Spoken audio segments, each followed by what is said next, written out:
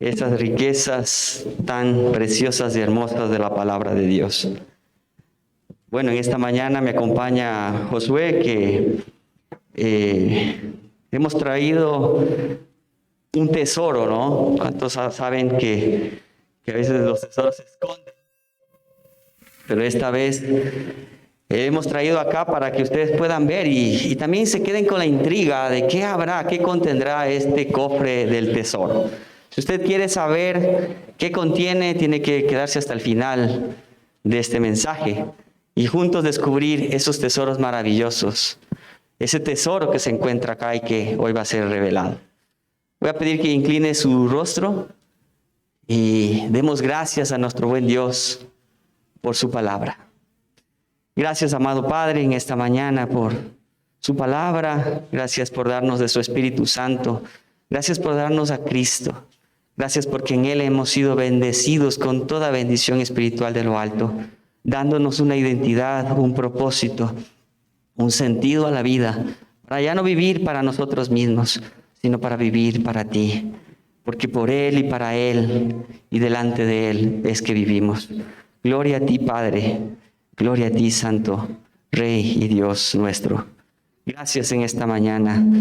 Enséñenos, háblenos a través de su palabra, que usted sea transformando nuestros corazones, que usted sea transformando nuestras vidas a la imagen de su Hijo Jesucristo.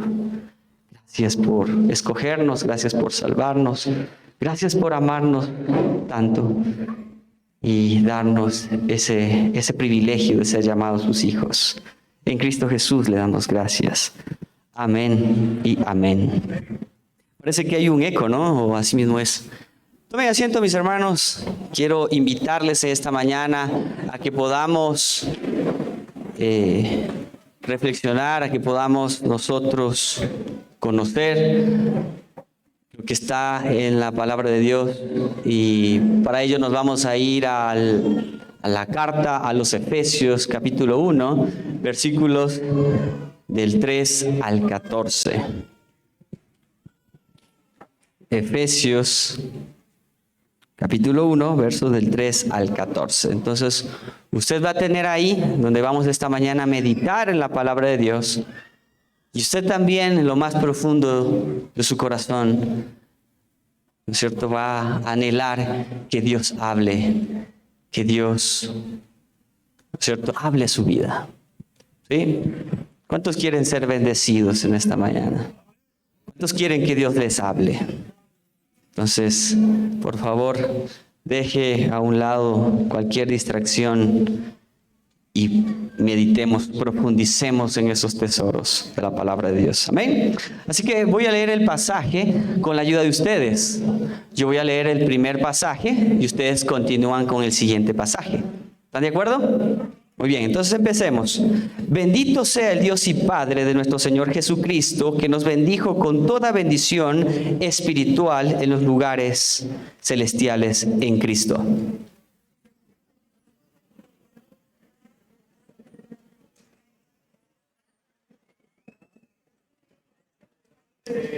En amor, habiéndonos predestinados para ser adoptados hijos suyos, por medio de Jesucristo, según el puro afecto de su voluntad.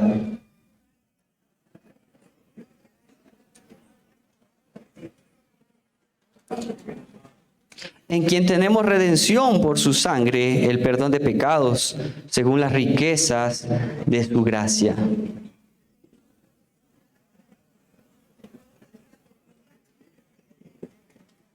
Dándonos a conocer el misterio de su voluntad según su beneplácito, el cual se había propuesto en sí mismo.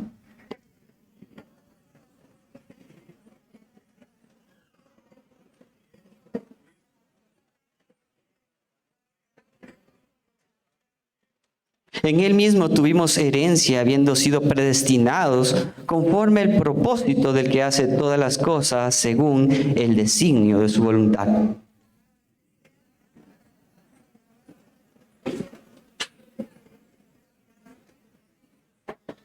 En él también vosotros, habiendo oído la palabra de verdad, el evangelio de vuestra salvación, y habiendo creído en él, fuisteis sellados con el espíritu de la promesa.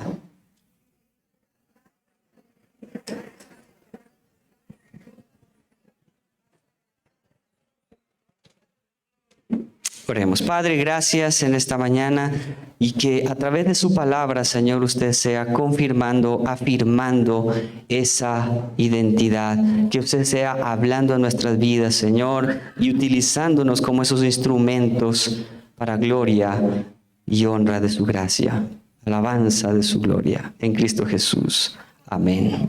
Amén. Bueno, miren mis hermanos, esta carta, la cual escribe Pablo a los creyentes, a los fieles y santos en Cristo, en un tiempo donde no era tan fácil ser cristiano, no era tan fácil mantenerse fieles y firmes en medio de una oposición, en medio de, digamos así, una persecución, en dificultad que estaban viviendo. Y es así donde no solo Pablo estaba pasando una dificultad. Esta carta se escribe cuando él está preso, y él está preso por una causa, y esa causa es Cristo. Aunque entendemos nosotros que en Dios no existe una casualidad, sino una causalidad. Había una causa, había un propósito, había un designio.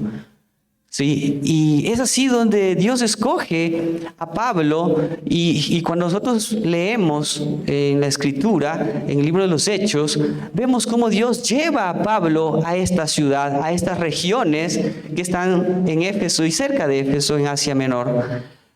¿Cuáles eran las características de estos lugares? Vivían bajo el dominio, vivían bajo idolatría. O sea, se caracterizaba, ¿verdad? Esta región se caracterizaba por su idolatría, por su libertinaje, por la injusticia que se vivía. Había hechicería, habían prácticas, digamos, sexuales, liberales, filosofías liberales que contradecían a todo lo que Dios ha establecido en su palabra. Era una ciudad, o estas ciudades o estos lugares vivían en oscuridad. ¿Sí? Lo que había en este tiempo, hablando de Éfeso, una ciudad una de las 4 ciudades más grandes del Imperio Romano, donde se la conocía por el magnífico templo a la diosa Diana o Artemisa, donde en el tiempo antiguo era una de las 7 maravillas de ese tiempo, ¿no? Este sitio, este lugar, tenía un crecimiento no solamente político, sino también educativo, comercial, ¿sí? Específicamente, ellos se dedicaban al turismo y atender, ¿no es cierto?, esas necesidades de los feligreses o de aquellos que seguían, estos devotos, y que tenían una gran devoción ante esta diosa también conocida como la Reina de los Cielos. Entonces también había un negocio de por medio, había una actividad económica que representaba grandes ingresos para muchos, ¿sí? Para los plateros, a ellos que hacían sus imágenes, a aquellos que hacían en fundición, aquellos que llevaban esos recuerditos. ¿Sí?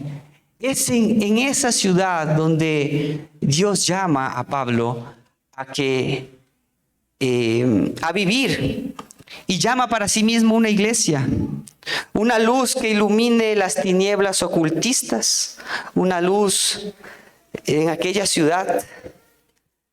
Sí, Dios llama a Pablo. Más adelante, Pablo está preso y dirige esta carta a estos nuevos creyentes, aquellos que en esa situación, en ese contexto histórico, cultural, social que vivían, ahora ellos tienen que vivir de una manera diferente. Tienen que vivir una nueva identidad en Cristo. Y ese es el tema que hoy quisiera compartirles en esta mañana.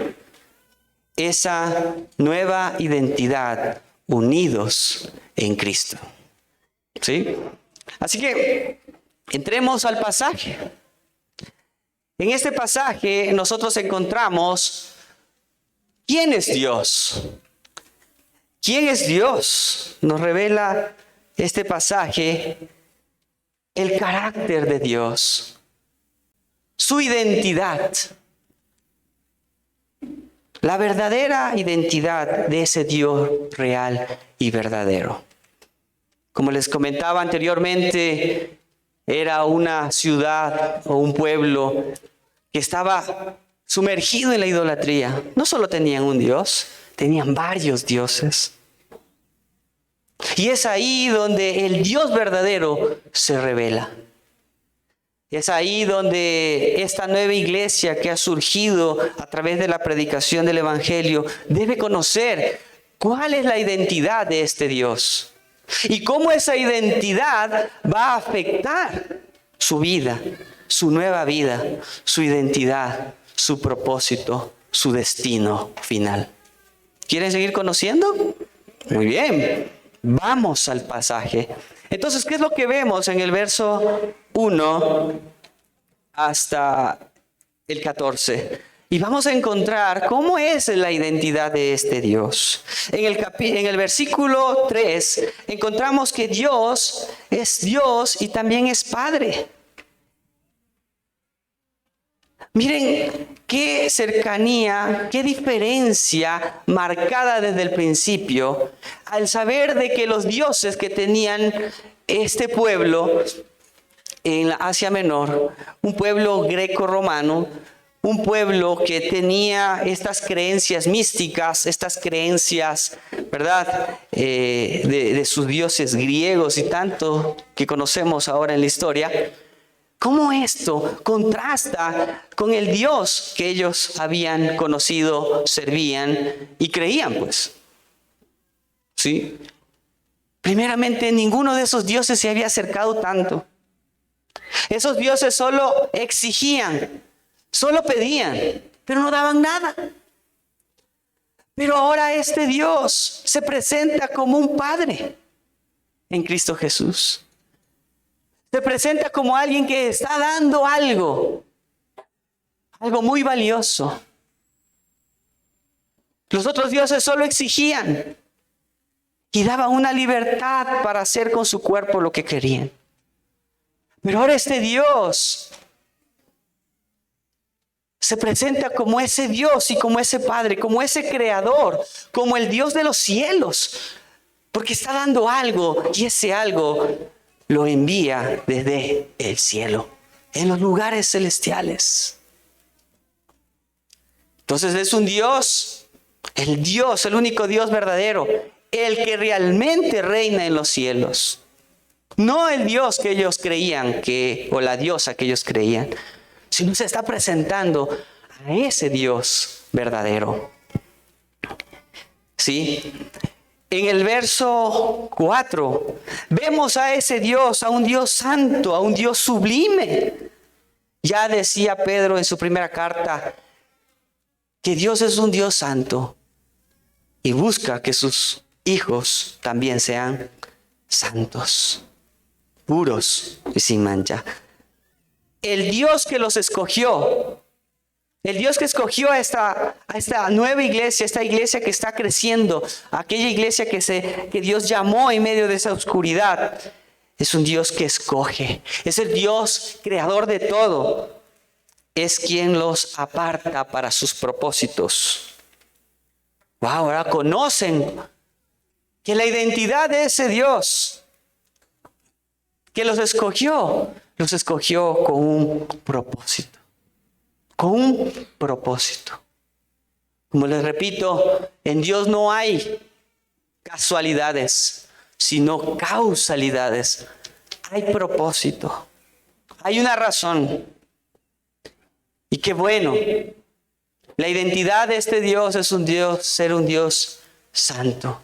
En contraste a estos otros dioses, a ese modus vivendus, a esa cultura, una cultura llena de pecado, una cultura llena de promiscuidad sexual,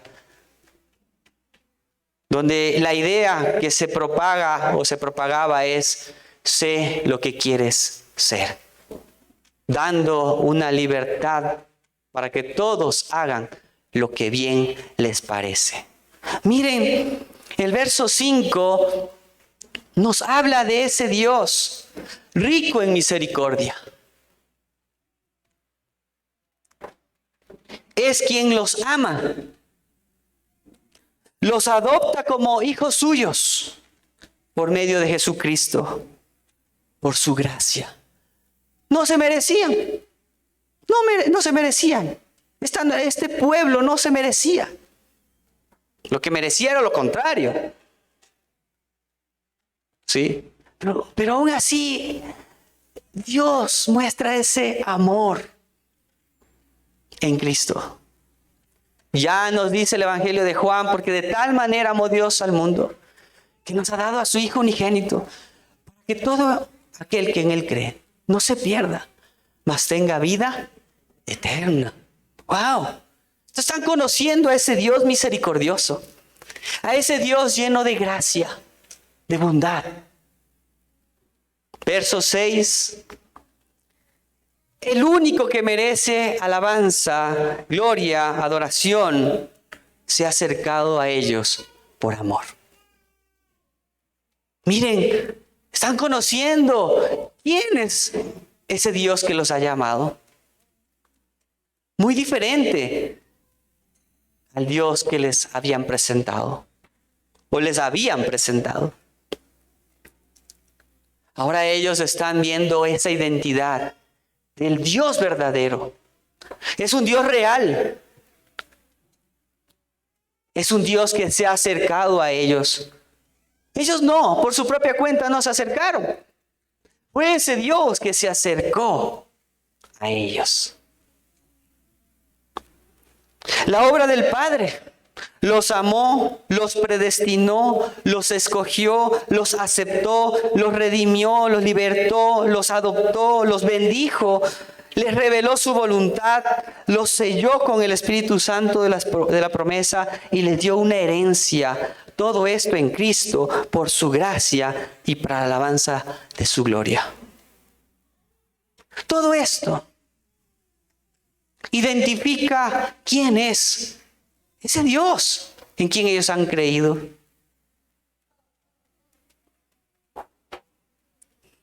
Pablo les está dando a conocer a ese Dios. ¿Quién es el Dios que los ha llamado? Que los sacó de esas tinieblas a una luz admirable. Versos 6 B y 7. El Padre en Cristo los libra de la condenación eterna. Los perdona de sus pecados. O sea, Él es ese Dios que sí puede perdonar pecados. El único que puede librarte de la condenación eterna, del castigo eterno.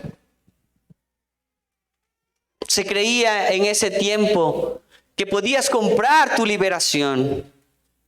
De hecho, para ellos entendían esta palabra liberación porque había dos formas o tres formas de ser esclavo. La primera, cuando venía alguien más fuerte que esa persona y lo esclavizaba. Lo otro es que había una deuda tan impagable que no solamente era esclavo el que debía, sino toda su descendencia, sus hijos, su esposa. Y hay otra tercera razón que Pablo también nos aclara, y es ser esclavos por amor a Cristo, amor a Dios. En esta ocasión vemos que el pecado había causado esa esclavitud. El que quiere vivir en esa condición vive esclavo del pecado, cumpliendo y haciendo los deseos de esa naturaleza. El Padre es quien les da sabiduría e inteligencia. Él es el Dios sabio. Él es el Dios poderoso, el Dios bondadoso, el Dios inteligente, ese Dios servicial, Es un Dios soberano, el Dios omnipotente, que todo lo puede. El omnisciente, que todo lo sabe. Y el omnipresente, que puede estar en todas partes. ¡Wow! Aquellos que están leyendo esta carta, algo debe estar encendiendo en sus vidas. Porque la palabra de Dios siempre va a causar algo. Sí nos dice la Escritura que Dios envía su palabra en su tiempo. Cae. Es como esa semilla que cae en tierra, o como esa agua que cae del cielo y cumple su propósito y luego regresa. Así también es la palabra de Dios, que es dada para cumplir su propósito. Esa es la palabra de Dios, la más segura, donde podemos confiar y saber de que todo lo que Él ha dicho es 100% confiable. Se va a cumplir, se va a dar. Verso 9, el Dios que revela su voluntad a quien Él quiere. Es quien tiene el control de todas las cosas. Por su gracia las da a conocer. Es ese Dios que Él tiene, que tienen ahora, que tiene control de cualquier circunstancia. De cualquier circunstancia interna e externa que puedan estar atravesando o que vayan a atravesar. Es Dios quien tiene el control. No fue el hombre que puso a Pablo en la cárcel. Fue Dios. Y ojo, no vamos a pensar de que porque hizo algo indebido. Porque tal vez en ese tiempo muchos creían, ¿cómo? Si él está con Dios y Dios lo está, ¿cómo puede estar en la cárcel? Pero sí, Pablo repite algunas veces que por Cristo está ahí. Por ser testigo de Cristo, por cumplir el propósito de Dios el Padre, está ahí. Que Dios lo ha llevado a este lugar. Dice, me era necesario. Entonces, verso 10, ese Dios es quien une todas las cosas en Cristo. Ese es un Dios eterno, soberano, es el dueño de todo lo creado, es quien ha dado propósito a todo lo que hay en este cosmos, en este universo. Ya dice la ley del creacionista que Él es el que crea, da propósito y sentido a lo creado. El que creó ese micrófono sabe cómo debe funcionar. Asimismo, Dios sabe cómo debe funcionar toda su creación. Así que Él es un Dios que tiene todas las cosas bajo su control. Y ha revelado qué significa misterio. Dice que es una verdad no antes revelada, no dada antes a conocer, y ahora la ha dado a conocer. Que en Cristo se ha vuelto a unir todas las cosas, que se separaron por causa del pecado. El pecado causó esa separación, esa división. Se rompió esa relación. Y es así donde podemos entender también lo que está enseñando. Porque la muerte significa separado de. Y esa fue la muerte que todo ser humano experimentó después de la caída. Eso enseña Pablo en esta carta. Ellos estaban muertos en sus delitos y pecados. Separados, rotos. Pero Él, ese Dios, ha decidido unir todas las cosas en Cristo. Restaurar todas las cosas en Cristo. Es el Dios soberano, el que puede hacer posible todo. Lo que para el hombre es imposible, para Dios nada es imposible. Amén. Verso 11 y 12. Es el Dios que en Cristo le da una herencia por su gracia, a los que ha escogido con un propósito. Porque Él así lo quiso. Una herencia para la alabanza de su gloria, al único digno. Una herencia, algo que no merecía, algo que no tenía. Eran enemigos, no eran ciudadanos, tal vez ciudadanos de Roma, pero no ciudadanos del reino de Dios. Y ahora son ciudadanos. Ahora han sido llamados a ser ciudadanos de ese reino y coherederos con Cristo, a tener una herencia en Cristo. Porque Él es el primogénito, Él es el unigénito, Él es el merecedor, es Cristo. Pero en su gracia, en su misericordia, en su bondad, Dios le ha placido. Él quiso que ellos que han creído, que esta iglesia nueva, aquella que ha creído en el Evangelio, también sea parte de esa herencia. ¿Sí?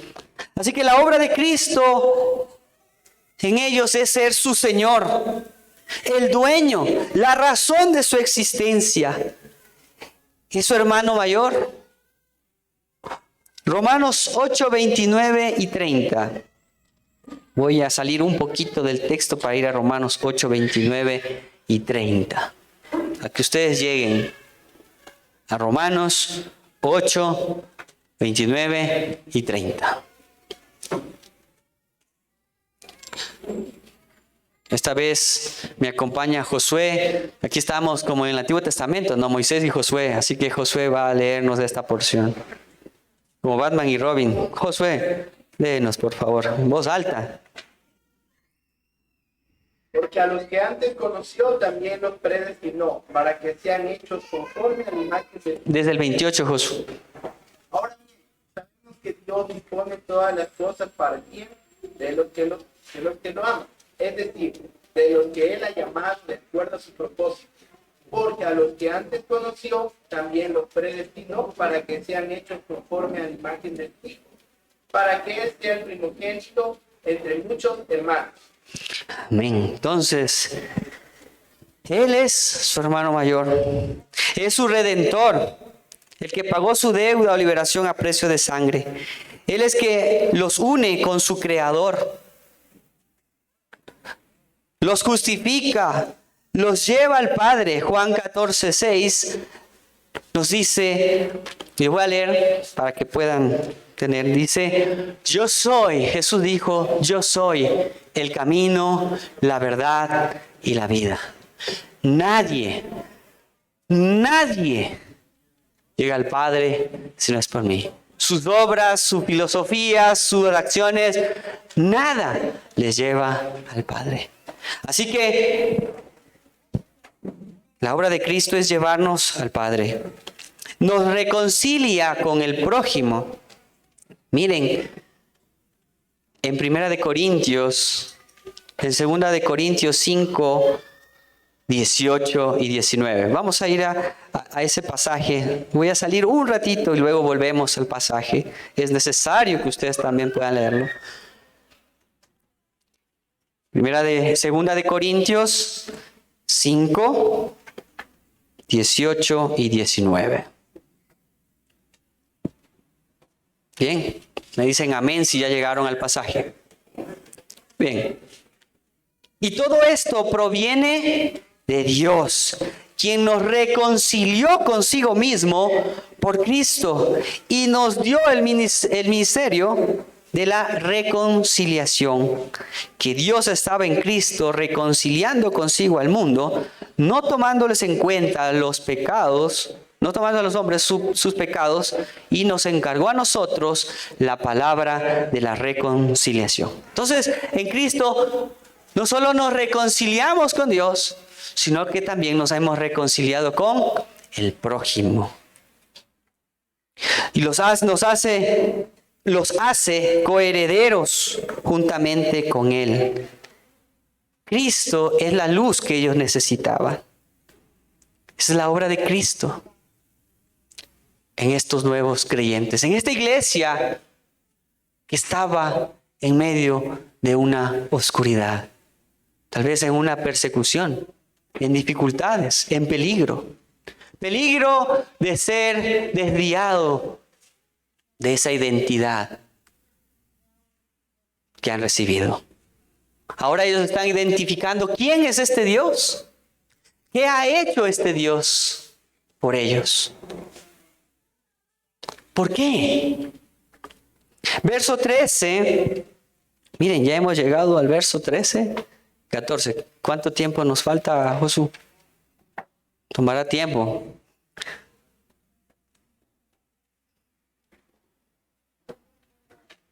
¿20? Ya, listo. Muy bien, verso 13. Es el Dios que los llama a través del evangelio verdadero. En medio de la oscuridad a ellos que estaban perdidos, muertos en sus delitos y pecados. Es el Dios que conoce su condición de pecadores y los salva. Eso es un Dios de gracia. Un favor, un don, un regalo inmerecido. Eso es gracia. ¿Cuál es el medio? El evangelio, esa buena noticia.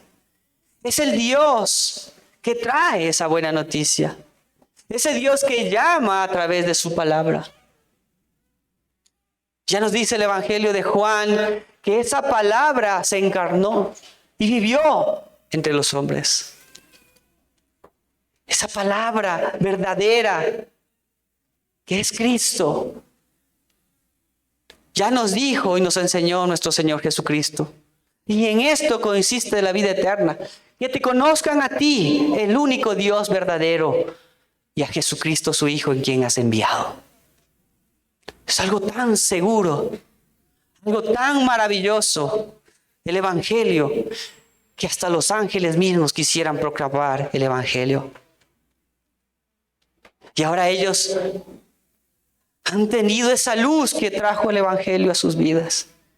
Ese es el Dios de luz que resplandece en medio de las tinieblas. Es ese mensaje de vida que les ha traído a una transformación, a algo nuevo. Entonces, es el Dios que cumple sus promesas, que cumple su palabra, que los ha sellado con su Espíritu Santo. Es un Dios poderoso, es un Dios santo. Es un Dios que se ha dado y ha dado mucho. ¿Qué diferencia que hay conociendo o habiendo visto estos dioses que tenían antes? Y ahora ellos se están identificando con el Dios que ellos tienen. Con ese nuevo Dios y Padre que ahora tienen. Un Dios que los ama. Verso 14. Es el Dios que redime, que libera. Es un Dios que cumple las promesas.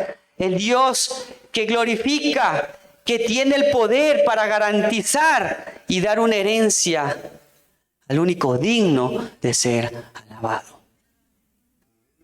En quien pueden depositar toda su confianza y seguridad de que Él cumple, de que Él responde. No sabemos cuál fue la condición de ellos. Bueno, no sabemos, sí sabemos cuál era la condición de ellos respecto a Dios. Lo que no sabemos es cuál era la necesidad que les llevó a acercarse a Dios. Bueno, también sabemos que es la necesidad que estaban perdidos. Pero saliéndonos un poquito, tal vez necesitaban ser bendecidos, necesitaban ser prosperados, sanados.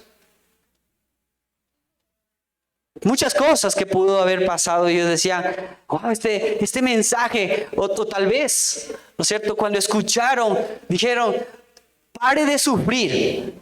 El venir a esto es parar de sufrir. Entonces dijeron, ya no queremos sufrir, queremos esto. Y así decía Jesús, ¿no? ¿Por qué me siguen muchos? ¿Por qué han venido? ¿Porque les doy de comer? ¿Porque les sano? Había un precio que tenían que pagar los que seguían a Jesús. Esperemos que les hayan explicado bien. O puede ser que esa era la problemática que estaban pasando esta iglesia.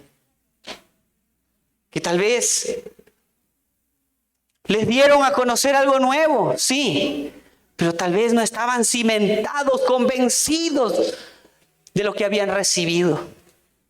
Tal vez no veían como ese tesoro tan grande que habían recibido. Esa herencia tan grande que habían recibido. Tal vez ni lo habían escuchado.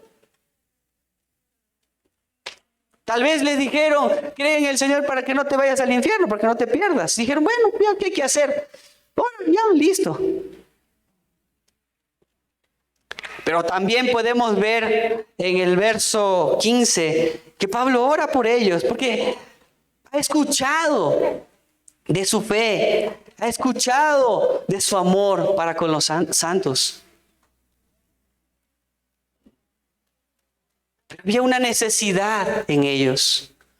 Qué difícil para esta nueva iglesia, habiendo tenido toda una vida, identificándose con lo que ellos veían y que tal vez pensaban que estaban bien.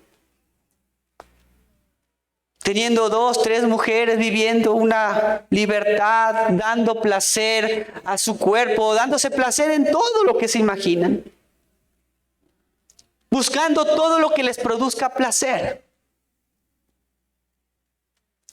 Miren esa identidad sometida a dioses que tal vez solo exigían cosas. Que para estos dioses el tener, bueno, aquí hay niños, tápese en los oídos, niños. Tener relaciones sexuales con alguien que no estaba casado con esa persona estaba bien.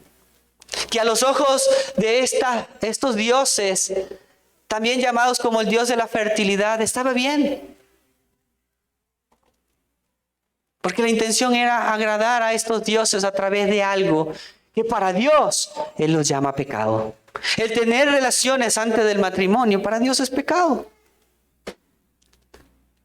El tener relaciones con otra persona que no es tu esposo o tu esposa, Él lo llama adulterio y es pecado. El mentir es pecado. El ser orgulloso es pecado. Pero dejar todas esas prácticas. Ya me imagino algunos creyentes, y no me imagino, lo he leído en el texto. Había muchos que conocieron el Evangelio, creyeron el Evangelio y dejaron y trajeron todos esos libros donde se practicaba la hechicería y la magia y todos los pusieron ahí, los quemaron, y eso dice que era como un montón de plata, un montón de dinero que habían invertido en todo esto, pero ahí lo quemaron. Dijeron, no queremos eso. Tal vez muchos se quedaron sin trabajo porque ahora ya decían, no, pues yo tengo este Dios, yo no voy a seguir haciendo esas imágenes, vivir en esa idolatría. Les puede haber causado despidos, puede haberles causado división entre la misma familia, porque ya no compartían lo mismo. Ya dejaron el alcohol. Ya dejaron todas esas prácticas. ¿Sí? Porque ahora esa nueva identidad que han tenido en Cristo les llevaba a ser diferentes, a vivir una vida radicalmente distinta. No debe haber sido tan fácil, porque aún en ese tiempo el decir que Cristo era su Señor era una razón, una causa de llevarte preso. Porque está revelando al gobierno, a las políticas de ese gobierno. Ya me imagino que ese era los hit revolution de ese tiempo. Eran los revolucionarios que estaban marcando la diferencia de ese tiempo. Que estaban haciendo luz en medio de las tinieblas. Qué difícil. ¿Cuántos ahí habrían querido tirar la toalla? ¿Cuántos? Es ahí. Miren, para terminar el verso 14. La obra del Espíritu Santo es la promesa del Padre para el creyente. Es quien operó en ellos para que fuesen salvos. Los convenció de pecado, de justicia y de juicio. Es el sello de Dios. Las arras de su herencia, su garantía. Es Dios mismo habitando en ellos. El Dios que se acercó. ¡Qué maravilloso! Si pudiéramos poner todo esto que les da a conocer Pablo a esa iglesia. Pablo da a conocer el carácter e identidad de Dios el Padre que ahora tienen. Su obra y propósito en Cristo para que ellos vivan unidos a Cristo, manifestando la nueva identidad, radicalmente distintos por el poder de su Espíritu Santo, para alabanza de la gloria de su gracia. ¿Sí? Para alabanza de su gracia.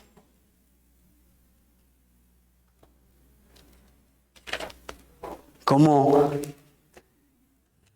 reaccionarían ellos al estar leyendo esta carta? Aquellos creyentes al leer esto y poder identificarse ahora con ese Dios. Esto me lleva a ver en cierta ocasión que estábamos dando un curso alfa en una fundación de alcohólicos y drogadictos. Y cuando llegamos a la primera clase donde hacemos la pregunta que dice, si tuvieses una pregunta para Dios, ¿cuál sería? Había un joven, un muchacho, que dijo, yo quisiera hacerle una pregunta a Dios.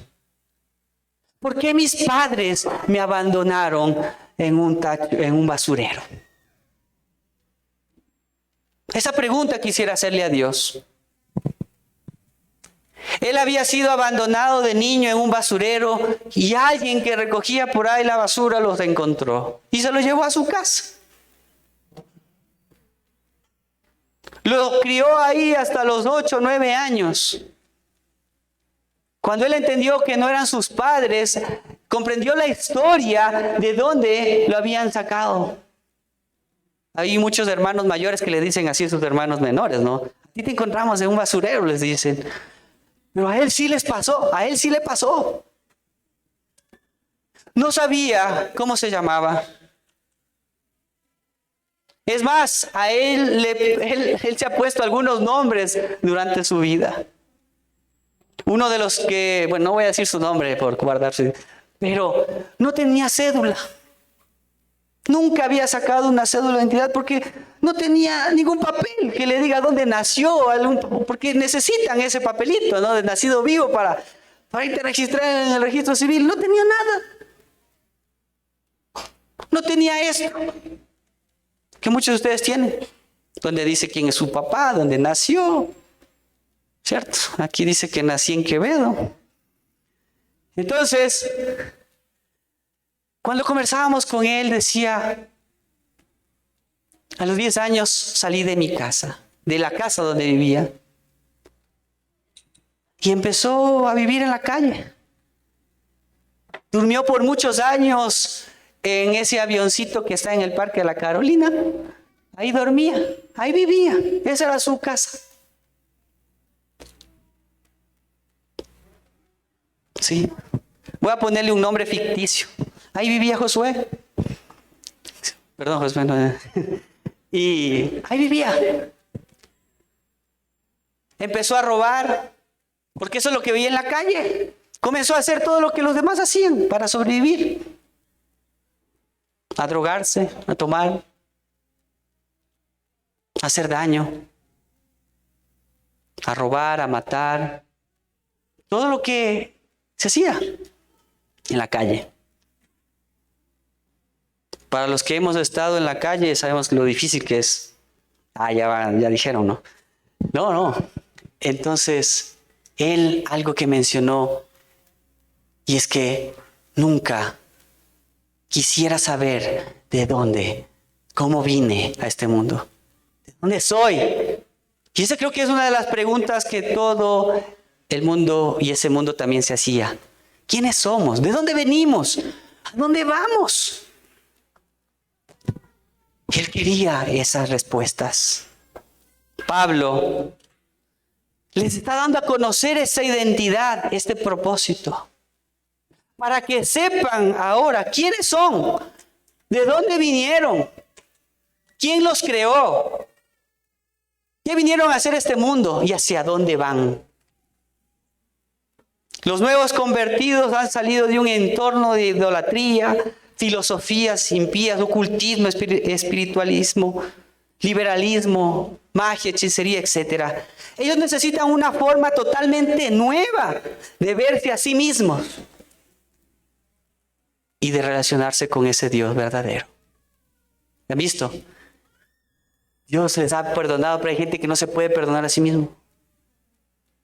Por eso era necesario que ellos se puedan ver ahora de diferente manera. Que se vean que ahora su vida está escondida en Cristo y Cristo en Dios. Es ahora que ellos vean que tenían un propósito, una razón. Que vean que ahora hay un sentido para su vida. Pablo quería que los nuevos creyentes entendieran que unidos en Cristo tienen una nueva vida, una nueva identidad, un propósito, un sentido diferente, que son llamados a ser luz en medio de las tinieblas, sufrir si es necesario por el Evangelio, amar a Dios y al prójimo, vivir una vida apartada del pecado, vivir como Jesús vivió. La identidad en Cristo les dará un propósito,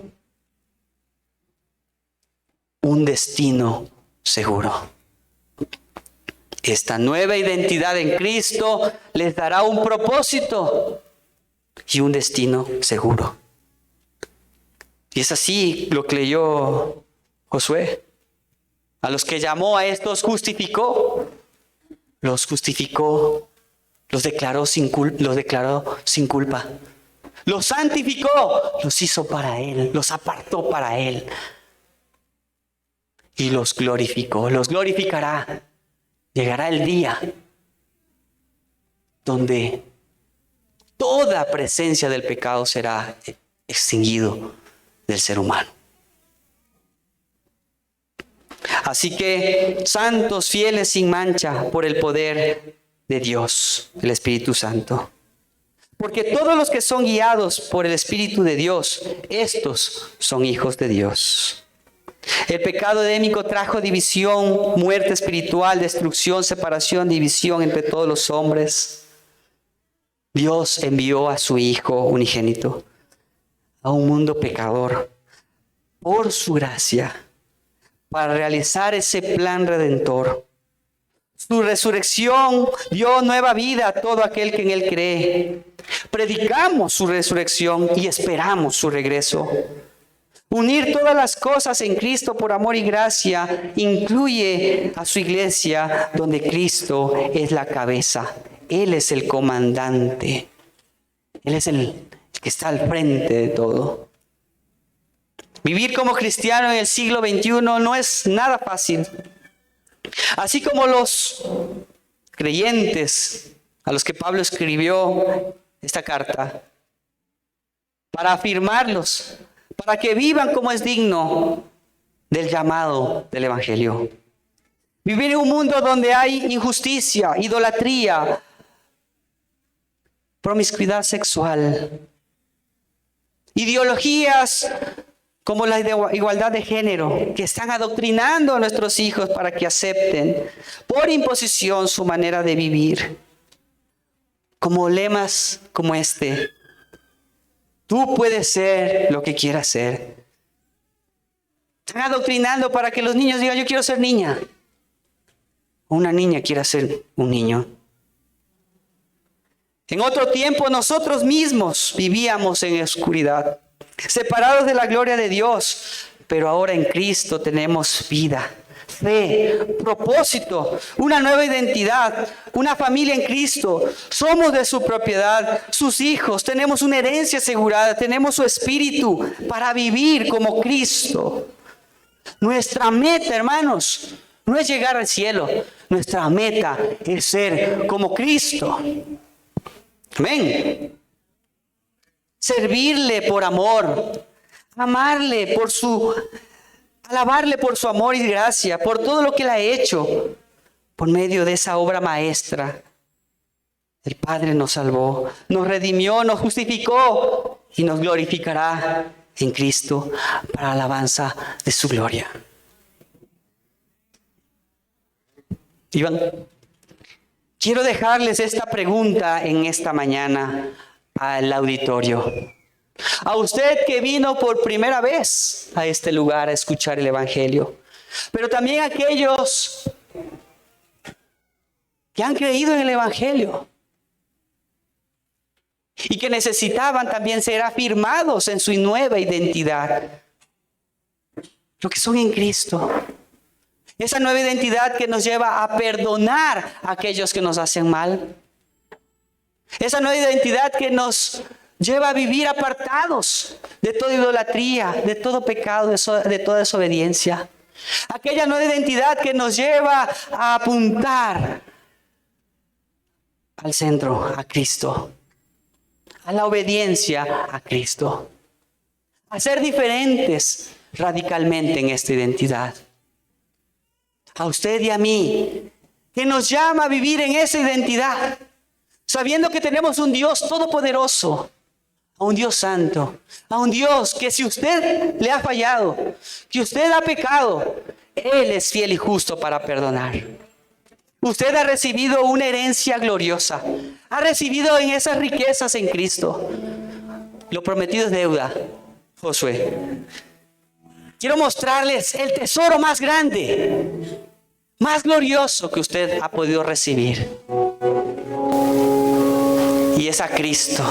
Levántala, Josué, con tus dos manos en alto. Lo más seguro que tenemos es su palabra. Es a Cristo. Todo lo tienes en Cristo. Mis hermanos, ¿cómo sería esta iglesia? ¿Cómo sería esta ciudad? ¿Cómo sería este país? ¿Cómo sería el mundo entero? Si todos conociéramos y viviéramos en esa nueva identidad en Cristo, ¿cómo sería? Cierre sus ojos. Póngase de pie. Solo Cristo te puede dar esa nueva identidad.